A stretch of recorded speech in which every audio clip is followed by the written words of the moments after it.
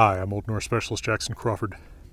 In most of the more than 600 videos on my Patreon supported channel, I talk about topics in Norse language, myth, runes, things like that rely fundamentally on Old Norse language sources.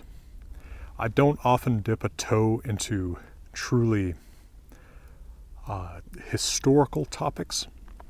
Often these topics are not rooted in Old Norse language sources at all, and they're not my particular focus. But now and then I do dip a toe into historical subjects that I get a lot of questions about, and just want to set some base information out there about.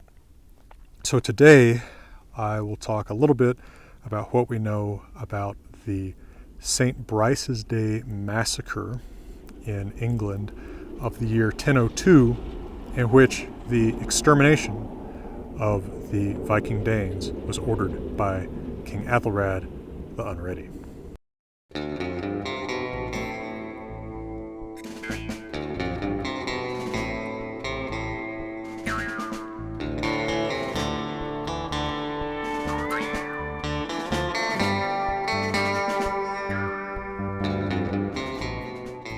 Now, in the year 1002, when this massacre was ordered, the Danes in England were probably a very large minority. It's very difficult to get census-like data out of the Middle Ages, but the parts of eastern England called the Danelaw, because Danish law had prevailed there before the unification of the country, certainly would have had very large Old Norse, or specifically Old Danish speaking populations, to judge by nothing more than the huge traces in English dialects in Eastern England left by the Old Norse, or specifically Old Danish language. So it's not as if it would actually be particularly easy to root out every single quote-unquote Dane, or quote-unquote Norseman, or quote-unquote Viking, because there would be just such an overwhelming number of them, and because they were probably pretty well integrated into the English society around them, right? These are not incredibly different peoples.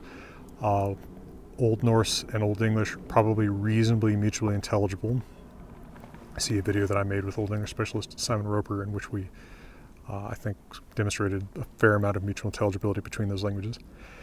Their cultures would be pretty similar, and probably the vast majority, if not virtually all, of the Norsemen that we'd be talking about in England at the time would already be Christian. Right? Denmark had already been formally converted to Christianity. I find it pretty unlikely that there would have been many pagans among the Norse in England after the turn of the millennium, except maybe in a few who might have roots outside of Denmark in a place like Norway or Sweden. So this isn't, it's already a pretty unrealistic order that King Aethelred, whose name means something like noble counsel, noble advised, but who was remembered as Unrad, unadvised or badly advised, hence unready, that he would order all of them to be killed in one day. I mean, a decent analogy would be if, I'll try to keep this light and unrealistic, but still analogical. If the American president ordered the slaughter of all Californians in the United States on, whatever day, 2022.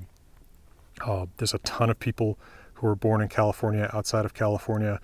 You can't necessarily look at someone and say they were born in California, and their language and customs, although different from ours, are quite similar. And so it would just be logistically challenging, and also probably morally challenging on most of the people called on to carry it out, right?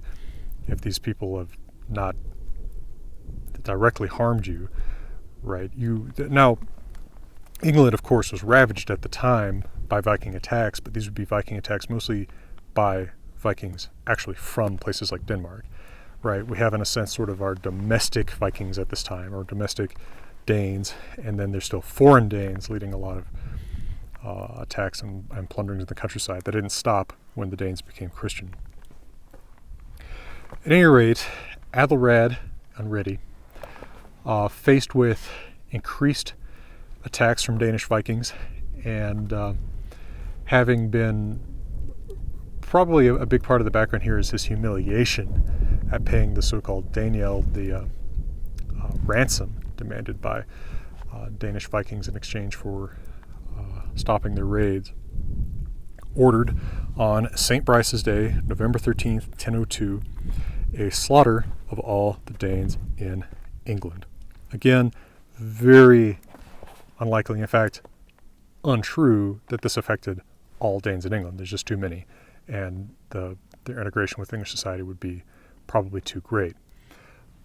One would assume that most of the people actually affected by this order were, in fact, Scandinavia-born Scandinavians, right? People who had more recently come than the large old Danish-speaking population in eastern England. I'm going to give you a quick word from my friends and partners at Gramfrost, and I'll come back and talk about some of the archaeological evidence for this day of slaughter.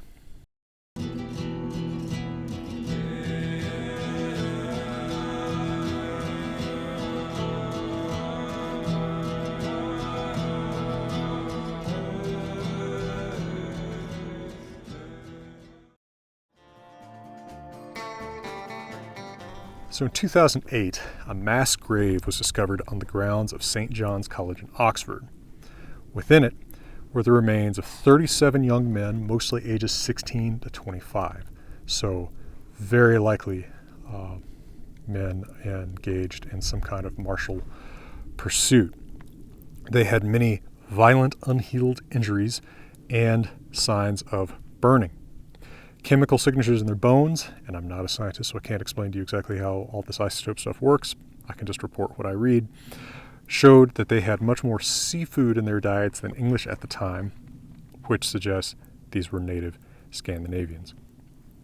Now, an English charter from a few years after the massacre records that many Danish families in Oxford, which is a town kind of on the border of the old Danelaw area, so there presumably be a lot of Norse people here.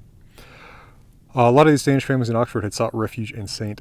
Frithswith's Church in Oxford, but were attacked and burned within.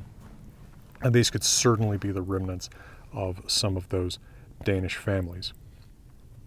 Now, elsewhere in England, a woman named Gunhilder, sister of the King of Denmark, Svein Tugeskegg, Forkbeard, and married to the Danish Lord of Devonshire, England.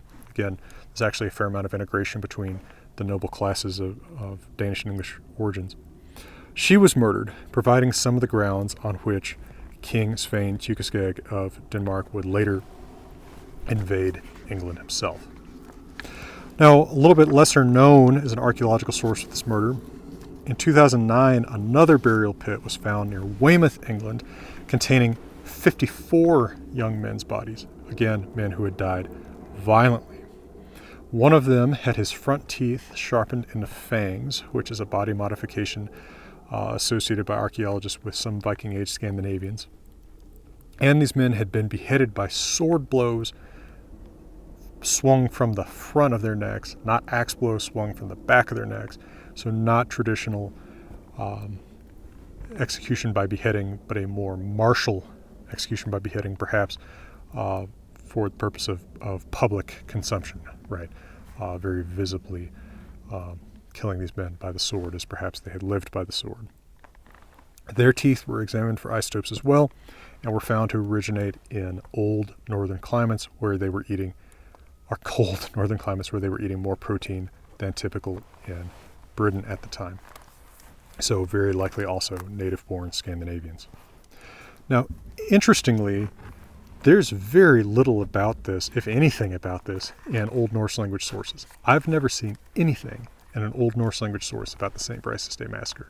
Not in Heimskringla, which is the famous Histories of the Kings of Norway by Snorri Sturluson, the author of the Prose Edda, where Svein Tugeskegg, of course, comes up because of his interactions with the English king, the Norwegian king, And in fact, some of his activities in England are mentioned. In 1013, he did, after all, conquer England, probably partially basing it on vengeance for his sister. But nothing about the St. Brice's Day Massacre is mentioned there. Now, our Old Norse language sources are overwhelmingly from Iceland, and so they tend to have kind of an Icelandic and to a lesser extent Norwegian bias. So that may explain part of why we don't hear about a massacre that would have mostly affected Danes. But it's still, I think, a little bit telling that it must not have had that huge of an effect on Scandinavian populations or Scandinavian adventures in England, that stories about it were still being told a couple centuries later in Iceland. It seems more or less forgotten there. I also haven't found mention of it in the work of Saxo Grammaticus, who wrote the history of the Danes. It's possible that it's in there. I am not a master of this Latin language work. I have not read it thousands of times like the Icelandic Eddas or sagas. I have not found mention of it there. Again, possible that I've missed something, but in the places where I would look for it, I have not been able to find it in that written work. So it seems a little bit to have receded into the background in Scandinavian historical consciousness, and most of the historical writings about it are English charters, just sort of the detritus of the English administrative state from the Middle Ages, Aethelred's reign and right after that. One of the interesting written artifacts from England at about this time, though, is by a certain Wolfstein, who was Bishop of London in 996 to 1002, and then of York from 1002 to 1023 when he died. So York's a very Danish city. In fact, the name York comes from Old Norse Jorvik. That's not the original name of the city, but it's how the Danes pronounced it, and that's the pronunciation that comes to us in modern English. So he was a bishop in a very Danish city beginning in 1002, the very year of the massacre. It's interesting to read his work, Sermo Lupi ad Anglos, the Sermon of the Wolf, his name, Wolfstein, of course, this is just the Latinization of it, to the Angles or English, which is composed about 10 years after the massacre in Old English. In this work, he catalogs a vast list of the misfortunes suffered by the English at the hands of the Vikings, but also their complicity in them. He's kind of trying to, and this is not uncommon in medieval writers, you can see the same thing in Patriarch Photios writing about the Byzantines right after the first attack of the Rus on Constantinople. He's trying to kind of situate the depredations of the Vikings as God's will, as punishment for the English for not being as good Christians as they could have been. And if his accusations toward the English are true, then the English were surely guilty of some terrible mistakes themselves. Of course, nothing justifies one person's murder by another, but he talks about them selling family members into slavery to the Vikings and many other terrible things like that. So he finds that their weak faith in God, their propensity for evil deeds, are the very reason the English are being visited by these Viking raiders. It's probably unrealistic to see this as the attitude of most Englishmen about the Viking raids. After all, most of us are just trying to get by, trying to survive. That was even more true 1,000 years ago.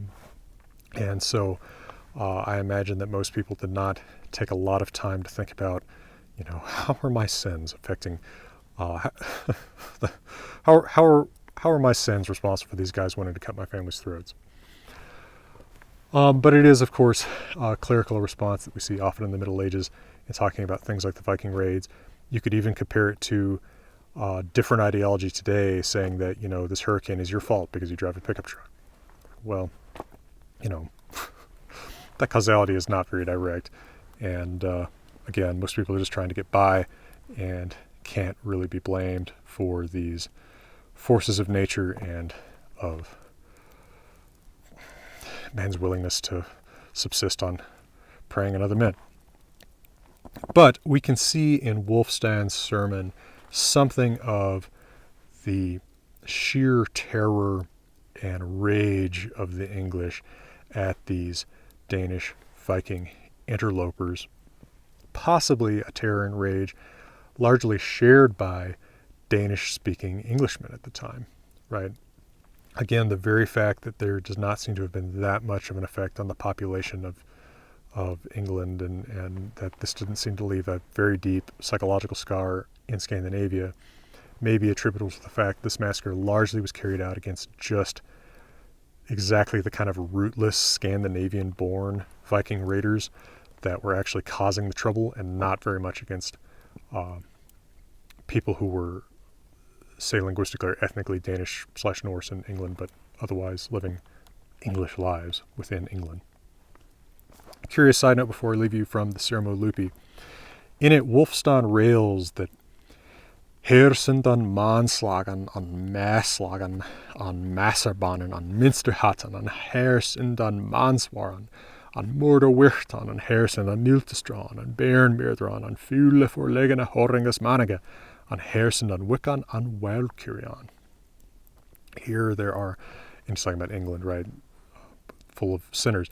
Here are men slayers and family slayers and priest killers and monk haters.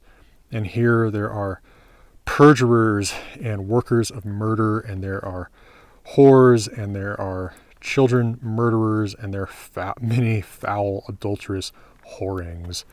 And here there are witches, Wiccan, and Valkyries, Valkyrian. Now that is exactly cognate with the Norse word Valkyria, right? Chooser of the slain, the women who worked for Odin, going and taking the men who were dead on battlefields to his hall, Valhall. It is pretty unlikely that Wolfstein is here referring to Norse mythology and saying that here there's Valkyries, right? There's women choosing men who were slain from the battlefield for an afterlife with the god Odin. Instead, it seems that this word has actually survived in Old English from a time when the English were pagan, but come to mean some kind of evil woman, right? Maybe something not much more specific than something like witch. But it's still a really strong reminder that these are in fact quite closely linguistically and culturally tied peoples who were vying in Eastern England, often killing one another, but in fact sharing very close roots in the previous millennium, and in fact very close physical, geographical origins, given that the English had come to the island of Great Britain in the 400s, 500s AD from probably southern Denmark, the northern part of Germany, the coastal islands off the Netherlands. These are still very similar people who had been brought by cultural and survival purposes to vie against one another. And I think it's also worth mentioning here that as identification with the Vikings has grown, especially on the internet in the past couple decades, I've occasionally seen St. Brice's Day's massacre held up as something that pagans have to avenge on Christians, or something like that. I would suggest that if you're looking to avenge things that happened 1,000 years ago, there are certainly things more recent that one might fixate on as deserving redress. But also very likely at the time already, even Danish Viking raiders from across the sea would have been at least nominally Christian. So very likely this was an attack carried out by Christians on mostly Christians, maybe a few pagans again, but probably not necessarily from Denmark. Those would have been the odd Norwegian Swede, maybe Icelander in one of these Viking crews. People's religion can change. It very seldom will change their culture very fast. And the English were probably still much more like the Vikings than either side might care to admit And the Vikings themselves were probably already more Christian than people today who admire and emulate them would like to admit. Well, I come on here to talk about historical topics seldom, and always think it's going to make a short video, but naturally I wind up rambling in my usual way. I hope that whoever's listened this far, that you've gotten something out of this video. I hope that if these videos have helped you understand and appreciate more about Norse language, myth, culture, runes, etc., that you'll consider helping me keep them going twice a week by supporting me on Patreon. And to everyone out there, regardless, please know that from beautiful Colorado, I am wishing you all the best.